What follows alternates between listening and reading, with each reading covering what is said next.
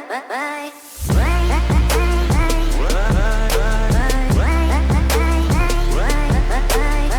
Friends, I am Purvik Mehta from CSE Tuts in Hindi. हम देख रहे हैं सीरीज़ ऑन जावा जिसमें हम पढ़ रहे हैं एक्सेप्शन हैंडलिंग। वेरियस कॉम्बिनेशन से चेक करके देखेंगे कि कब कितनी लाइन एग्जीक्यूट होती है। तो ये है वो पहला कोड जिसमें मैंने क्लास बनाई है example7 नाम की।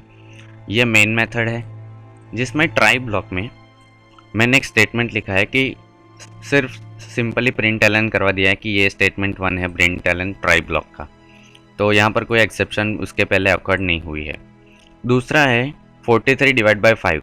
यहाँ पर चांसेस थे लेकिन यहाँ पर हमने डिवाइड बाई 5 किया है तो यहाँ पर भी कोई एक्सेप्शन आएगी नहीं। उसके बाद का स्टेटमेंट है स्टेटमेंट इन ट्राई ब्लॉक। अगर इसमें एक्सेप्शन आती है तो इसके बाद का स्टेटमेंट है और नहीं आती है तो ये इसके बाद का स्टेटमेंट है। मतलब हम ये भी देखना चाहेंगे कि अगर ट्राई ब्लॉक में बीच में कोई स्टेटमेंट में एक्सेप्शन आती है तो उसके बाद का कोड जो ट्राई ब्लॉक में है वो एग्जीक्यूट होता है या नहीं। ये वो स्टेटमेंट है। इसमें तो हालांकि एग्जीक्यूट होगा ही होगा क्योंकि यहाँ पर कोई एक्सेप्शन नहीं आने वाली है, 43 डिवाइड बाई 5 है इसलिए। फिर हमने कैच ब्लॉक लिखा है जिसमें लिखा है अरिथमेटिक एक्सेप्शन और उसको हैंडल करने के लिए स्टेटमेंट फ्रॉम कैच ब्लॉक और एक्सेप्शन हैंडल। और लास्ट में हमने फाइनली कीवर्ड को यूज़ किया। याद रखिए एफ स्मॉल है, कैपिटल यूज़ ना करें। तो फाइनली ब्लॉक में हमने लिखा है कि फाइनली ब्लॉक और ये सारे ब्लॉक्स के बाद यहाँ पर एक स्टेटमेंट लिखा है system dot out dot println remaining code. मतलब इससे बाकी का जो कोड नीचे होगा वो। तो आप खुद सोचिए इसका आउटपुट क्या होगा, कौन सी की लाइन एग्जीक्यूट होगी। तो पहली ये होनी चाहिए क्योंकि यहाँ पर कोई एक्सेप्शन नहीं है तो system dot out dot println ये प्रिंट हो जाएगा। मतलब पहली लाइन प्रिंट क्या होगी, ये स्टेटमेंट 1, मतलब ये S1 प्रिंट हो जाएगा स्टेटमेंट 1। उसके बाद ये भी एग्जीक्यूट होगी 43 डिवाइड बाई 5 क्योंकि यहाँ पर कोई एक्सेप्शन नहीं है तो ये भी एग्जीक्यूट हो जाएगी। उसके बाद system dot out dot println भी हो जाएगा क्योंकि यहाँ पर कोई एक्सेप्शन नहीं है तो ये भी एग्जीक्यूट होगा। लेकिन कैच ब्लॉक एग्जीक्यूट नहीं होगा क्योंकि कोई एक्सेप्शन नहीं आए तो ये स्टेटमेंट्स एग्जीक्यूट नहीं होंगे। फिर फाइनली ब्लॉक तो एग्जीक्यूट होगा ही होगा चाहे एक्सेप्शन हो या ना हो, तो ये ब्लॉक भी एग्जीक्यूट होगा और फाइनली ब्लॉक प्रिंट होगा। और बाकी का रिमेनिंग ब्लॉक क्योंकि हम यहाँ पर एक्सेप्शन को हैंडल कर रहे हैं और कोई एक्सेप्शंस आ नहीं रहे तो ये ब्लॉक भी प्रिंट होगा। तो प्रिंट यहाँ क्या क्या होगा, ये try block no exception occurred, statement 2 try block code no exception occurred, then finally block क्योंकि कैच तो एग्जीक्यूट होगा नहीं, कोई एक्सेप्शन है नहीं इसलिए, और ये जो रिमेनिंग कोड है वो। तो इसका आउटपुट देखते हैं, नो एक्सेप्शन ऑकर्ड येट, ये जो पहले ही एक्सेप्शंस यहाँ पर है वो system dot out dot println वो प्रिंट हुई। उसके बाद try block code no exception occurred, मतलब ये यहाँ पर कोई एक्सेप्शन नहीं आया इसलिए ये लाइन भी एग्जीक्यूट हो गई। देन देखिए फाइनली ब्लॉक एग्जीक्यूट हुआ, कैच ब्लॉक एग्जीक्यूट नहीं हुआ क्योंकि ये एक्सेप्शन नहीं आई है। तो फाइनली ब्लॉक एग्जीक्यूट हुआ और उसके बाद हुआ रिमेनिंग कोड, मतलब इनके बाद का कोड। तो आई होप आपको ये समझ में आ गया होगा कि फाइनली कैसे वर्क होता है। अब दूसरा एक कॉम्बिनेशन देखते हैं। ये था कि कोई एक्सेप्शन नहीं आ रहा था। अब सपोज ट्राई ब्लॉक में एक्सेप्शन आता है तो ये कोड है जिसमें एक्सेप्शन आएगा क्योंकि हमने 43 डिवाइड बाई 0 किया है। तो सेम कोड है, कोई चेंजेस नहीं है, सिर्फ हमने यहाँ पर एक्सेप्शन ऑकर्ड की है डिवाइड बाई 0 करके। तो अब कौन कौन से लाइन एग्जीक्यूट होगी, आप अगर सोचना चाहते तो स्क्रीन को पॉज करिए और सोचिए कि कौन सी लाइन एग्जीक्यूट होगी। तो आई होप आपने सोच लिया होगा। तो इसमें पहली ये लाइन एग्जीक्यूट होगी क्योंकि इसमें कोई एक्सेप्शन नहीं है। यहाँ पर एक्सेप्शन आएगा तो जैसे ही एक्सेप्शन आएगा कंट्रोल जाएगा हमारे कैच ब्लॉक पे। अब देखेगा कि ये अरिथमेटिक एक्सेप्शन है क्योंकि हमने मेंशन किया हुआ है यहाँ अरिथमेटिक एक्सेप्शन। तो यहाँ पर एक्सेप्शन को हैंडल करने के लिए ये ब्लॉक है तो यहाँ से ये लाइन प्रिंट होगी system dot out dot println की कैच ब्लॉक एक्सेप्शन हैंडल। अब कंट्रोल वापस ट्राई ब्लॉक पे नहीं जाएगा। सो इसलिए ध्यान रखिए कि एक बार एक्सेप्शन आ गया तो उसके नीचे की ये जो लाइन है वो कोई भी लाइन एग्जीक्यूट नहीं होगी। तो ये लाइन एग्जीक्यूट नहीं होगी और कैच ब्लॉक की लाइन एग्जीक्यूट होगी। और ये हो जाने के बाद फाइनली तो हमेशा रन होगा, तो ये लाइन भी रन होगी। और जैसे कि हमने हैंडल किया है एक्सेप्शन को, तो ये लाइन भी एग्जीक्यूट होगी और प्रोग्राम टर्मिनेट नहीं होगा। तो देखते हैं इसका आउटपुट क्या आता है। तो आप देख सकते हैं जो पहली लाइन है एक्सेप्शन ऑकर्ड, ये वाली नो एक्सेप्शन ऑकर्ड, ये प्रिंट हुई है। उसके बाद स्टेटमेंट फ्रॉम कैच ब्लॉक, मतलब ये लाइन एग्जीक्यूट नहीं हुई, ये लाइन एग्जीक्यूट हुई, statement from catch block. Then finally block execute हुआ ये, और एट लास्ट रिमेनिंग कोड।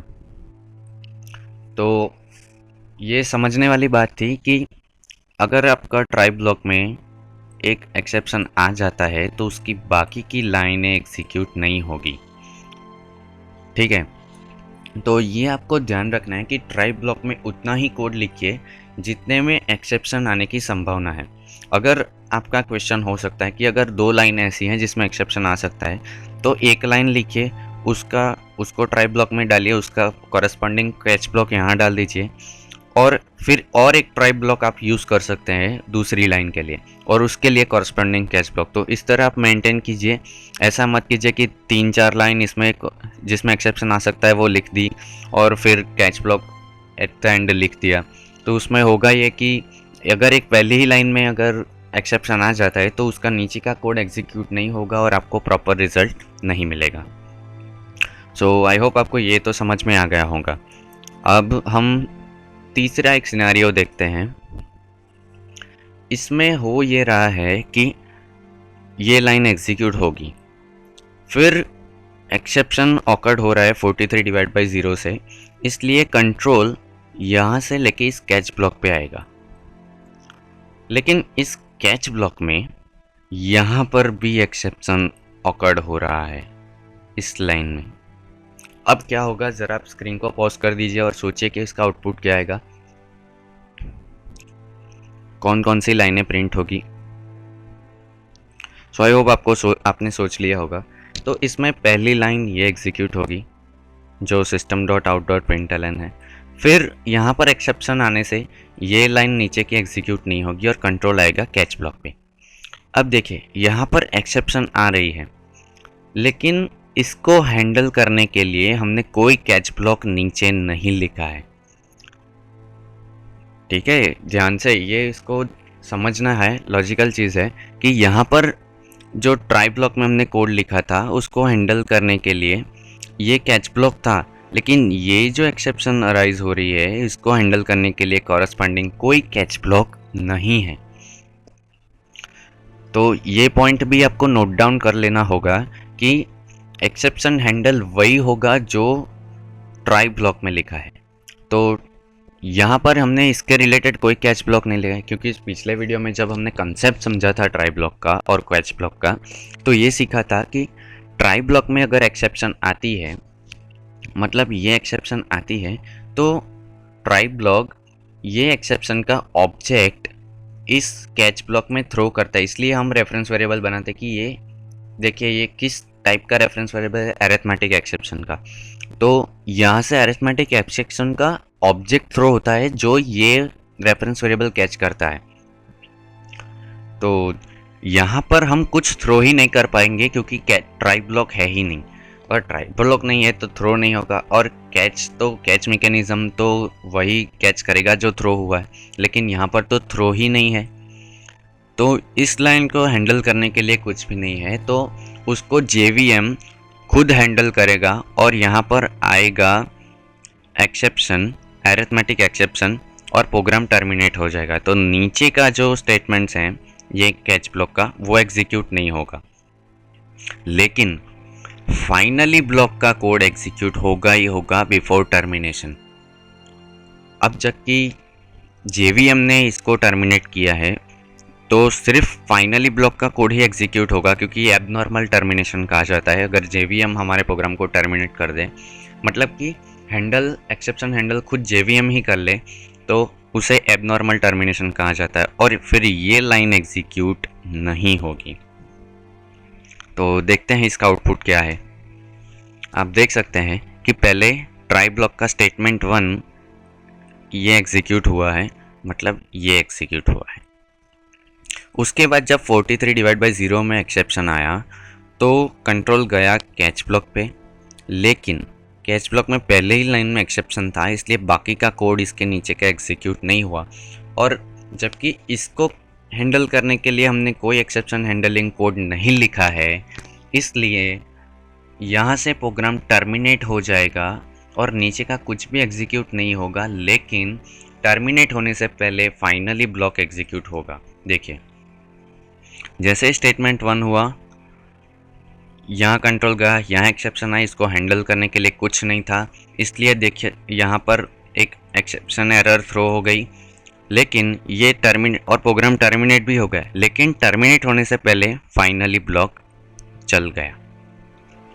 तो आई होप आपको ये समझ में आ गया होगा अच्छी तरीके से। अगर आपको कोई दिक्कत जाती है तो कमेंट सेक्शन में या मेल करके पूछ सकते हैं, लेकिन आप एक दो बार इसे रिवाइंड करके ज़रूर देखें, क्योंकि इतने सारे कॉम्बिनेशन बनाए हैं तो आपको एक बार में शायद ना समझ में आए, लेकिन ध्यान से 2-3 बार इस वीडियो को रिवाइंड करके देखें और ख़ुद इसकी प्रैक्टिस ज़रूर करें।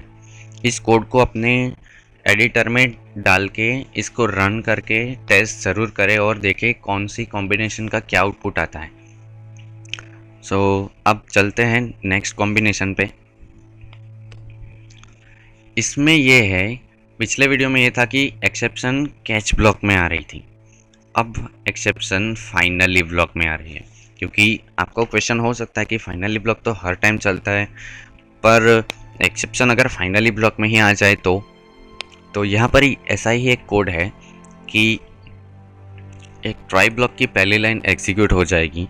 अब यहाँ पे एक्सेप्शन आ रही है, देख सकते हैं यहाँ पर एक एक्सेप्शन आ रही है, तो यहाँ से कंट्रोल जाएगा सीधा इस कैच ब्लॉक पे और ये लाइन एग्जीक्यूट नहीं होगी। अब यहाँ पर अरिथमेटिक एक्सेप्शन आ रही है, सही कैचिंग हुई है, तो system.out.println ये लाइन एग्जीक्यूट होगी, मतलब कैच ब्लॉक एग्जीक्यूट होगा। अब जबकि एक्सेप्शन हैंडल हो चुका है तो अब फाइनली ब्लॉक पे चलेंगे। तो फाइनली ब्लॉक में पहली ही लाइन में ये एक्सेप्शन है। अब जबकि हमने पिछले वीडियो में भी देखा और पिछली स्लाइड में भी देखा कि अगर कोई लाइन में एक्सेप्शन आती है तो एक्सेप्शन आने वाली लाइन ट्राई ब्लॉक में ही होनी चाहिए।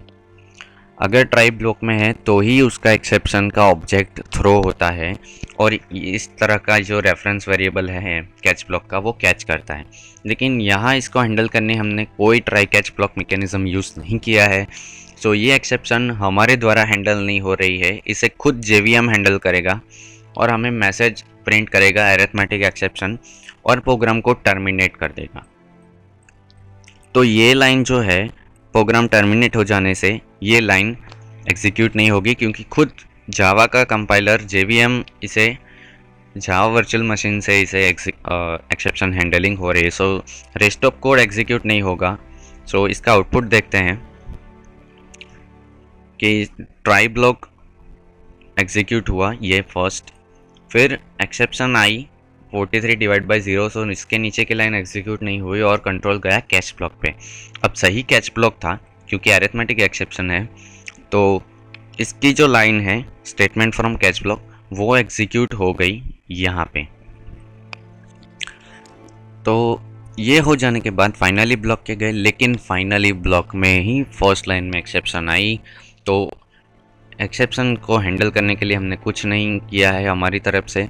सो ये कुछ भी नीचे का, अब देखिए फाइनली में भी अगर एक्सेप्शन आती है तो इसके नीचे का कोड एग्जीक्यूट नहीं होता, और यहीं अगर फाइनली से ही JVM हमारे एक्सेप्शन को हैंडल कर ले रहा है, देखिए यहाँ पर ये जावा का एक्सेप्शन का जो मैसेज है वो आ रहा है कि Java lang arithmetic exception divide by 0, तो यहाँ एक्सेप्शन आ जाने के बाद प्रोग्राम टर्मिनेट हो रहा है। सो ना तो ये लाइन प्रिंट होगी ना तो ये लाइन प्रिंट होगी, क्योंकि एबनॉर्मल टर्मिनेशन हो रहा है JVM के द्वारा। सो आई होप आपको ये भी समझ में आ गया होगा कि अगर फाइनली में एक्सेप्शन आता है तो क्या होगा। सो अब एक और कॉम्बिनेशन देखते हैं। अब ट्राई कैच मैकेनिज्म और फाइनली मैकेनिज्म बिल्कुल सही है। देखिए system dot out dot print L N, यहाँ कोई एक्सेप्शन नहीं आ रहा है, सो ये 2 लाइन तो एग्जीक्यूट होगी, तीसरी भी एग्जीक्यूट होगी क्योंकि यहाँ कोई एक्सेप्शन नहीं आ रहा है क्योंकि डिवाइड बाय 5 है। अब कैच ब्लॉक यहाँ पर एग्जीक्यूट नहीं होगा क्योंकि कोई एरर नहीं आ रही है या कोई एक्सेप्शन थ्रो नहीं हो रहा है, क्योंकि 43 डिवाइड बाय 5 है, सो एक्सेप्शन नहीं आएगी तो ये कैच ब्लॉक एग्जीक्यूट नहीं होगा। लेकिन फाइनली एग्जीक्यूट होगा क्योंकि ये हर बार एग्जीक्यूट होता है, तो system dot out dot print L N finally भी एग्जीक्यूट होगा। अब यहाँ पर एक्सेप्शन आ रही है, देखिए इस जगह पे, तो इसको हैंडल करने के लिए हमने कोई ट्राई कैच मैकेनिज्म यूज़ नहीं किया है। सो यहाँ पर हमें मैसेज JVM का मैसेज आएगा और प्रोग्राम टर्मिनेट हो जाएगा, सो इसके पीछे का कोड कुछ भी एग्जीक्यूट नहीं होगा। और जो टर्मिनेशन होगी वो एबनॉर्मल टर्मिनेशन होगी क्योंकि JVM इस एक्सेप्शन को हैंडल करके हमें मैसेज देगा कि जावा लैंग अरिथमेटिक एक्सेप्शन और इस तरह। तो लाइन जो एग्जीक्यूट होगी वो ये सारी होगी कि system dot out dot print line, ये ट्राई ब्लॉक, फिर ये लाइन एग्जीक्यूट होगी 43 divide by 5। System dot out dot print line का ये भी एग्जीक्यूट होगा क्योंकि इसमें कोई एक्सेप्शन नहीं है। कैच ब्लॉक एग्जीक्यूट नहीं होगा क्योंकि कोई एक्सेप्शन नहीं आ रही है और थ्रो नहीं हुआ है कुछ भी। फाइनली ब्लॉक एग्जीक्यूट हमेशा होता है इसलिए होगा, पर यहाँ एक्सेप्शन आ रही है और हमने हैंडल नहीं की तो JVM इसे हैंडल करेगा और एक्सेप्शन मैसेज देके प्रोग्राम को टर्मिनेट कर देगा। सो इसे एबनॉर्मल टर्मिनेशन कहा जाता है, और अगर एबनॉर्मल टर्मिनेशन होता है तो वहीं से प्रोग्राम रुक जाता है और बाकी का कोड एग्जीक्यूट नहीं होता है। सो ये रहा इसका आउटपुट। फर्स्ट स्टेटमेंट एग्जीक्यूट हुआ, फिर उसका दूसरा स्टेटमेंट एग्जीक्यूट हुआ ट्राई ब्लॉक का क्योंकि एक्सेप्शन नहीं थी, फिर सीधा कैच ब्लॉक नहीं एग्जीक्यूट हुआ और फाइनली एग्जीक्यूट हुआ क्योंकि एक्सेप्शन नहीं थी, और बाद में JVM की एरर एक्सेप्शन मैसेज आ गया यहाँ पर कि Java lang arithmetic exception divide by 0, और उसके नीचे का कोड कुछ भी एग्जीक्यूट ये जो था वो नहीं हुआ। सो आई होप इतने कॉम्बिनेशन आपको समझ में आ गए होंगे। अगर फिर भी कोई डाउट है तो आप कमेंट सेक्शन में पूछ सकते हैं, और यदि आपको ये वीडियो पसंद आया हो तो प्लीज़ इसे लाइक शेयर और सब्सक्राइब करना ना भूलें, और आपका रिव्यूज़ जो है वो कमेंट सेक्शन में ज़रूर डालें। और देखते रहिए CSE टर्ट्स, ऐसा इंटरेस्टिंग वीडियो अब आने वाले हैं जावा पे। So thanks for watching and happy coding.